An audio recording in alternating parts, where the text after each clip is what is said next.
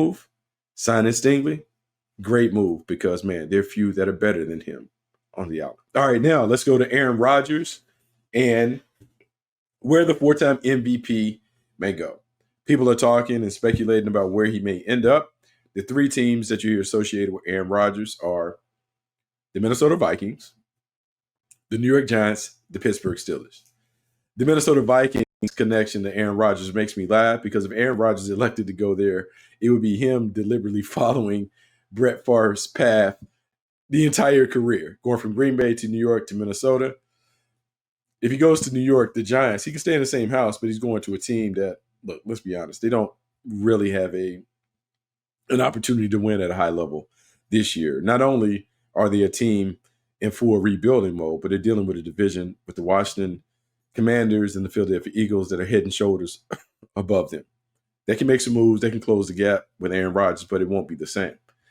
That's why Aaron Rodgers going to the Pittsburgh Steelers makes sense, and it makes sense for multiple reasons. One, when Aaron Rodgers goes to Pittsburgh, the biggest issues that I would say kind of plagued him in New York was his ability to overrun the head coach. Maybe he didn't respect Robert Saleh. Maybe he couldn't defer to the head coach, but the New York Jets messed up because they basically gave Aaron Rodgers the keys to the franchise. He was quarterback / general manager / head coach, and no quarterback can do all of that.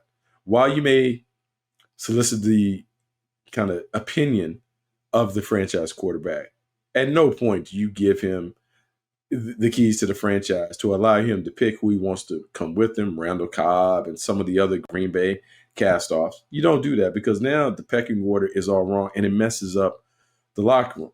In Pittsburgh, there is no chance that Aaron Rodgers is going to run over Mike Tomlin. Mike Tomlin is a player's coach, but Mike Tomlin also makes very, very clear what the boundaries and the lines are when it comes to the team. And where Aaron Rodgers is now, four-time MVP in his 40s, he still needs to be coached and he still needs to be held accountable to his performance on the field, to his leadership, to all of those things. Mike Tomlin has no problem doing that. If you look at how he handled the situation last year with Justin Fields and Russell Wilson, man, Justin Fields was 4-2 and was playing fairly well when Mike Tomlin made a hard and difficult decision to sit the young quarterback down in favor of the veteran. Now, it didn't work out for the Steelers the way that they wanted to, but initially it sparked the offense. Russell Wilson played really well. And look, they lost 5 games down the stretch, but they made it to the playoffs and did those things. It takes onions to make that kind of call. And because Mike Tomlin was so bold in making that call, I know that he certainly can have a hard conversation with Aaron Rodgers when it comes time to check the franchise quarterback who is seeking another Super Bowl appearance.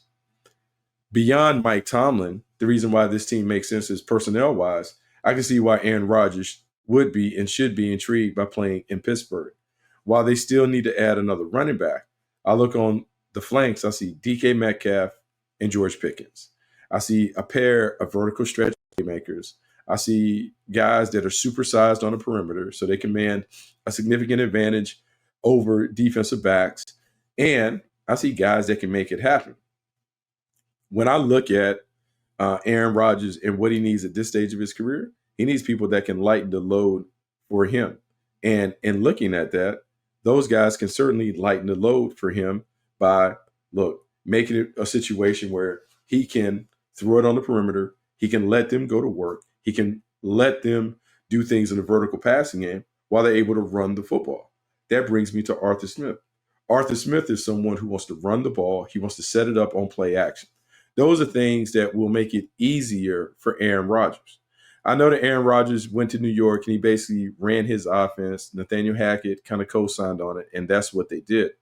But even at this stage, there's a happy medium that Arthur Smith and Aaron Rodgers could kind of negotiate to allow this offense to maximize the potential that's on the perimeter while also minimizing the exposure that Aaron Rodgers will have to big hits in the pocket by running the football, using more play action, using more traditional run action things.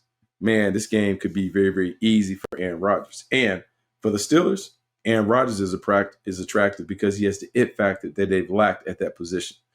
Since Ben Roethlisberger retired, this team has not been able to get off the ground when it comes to finding a quarterback that can really take their offense to the next level.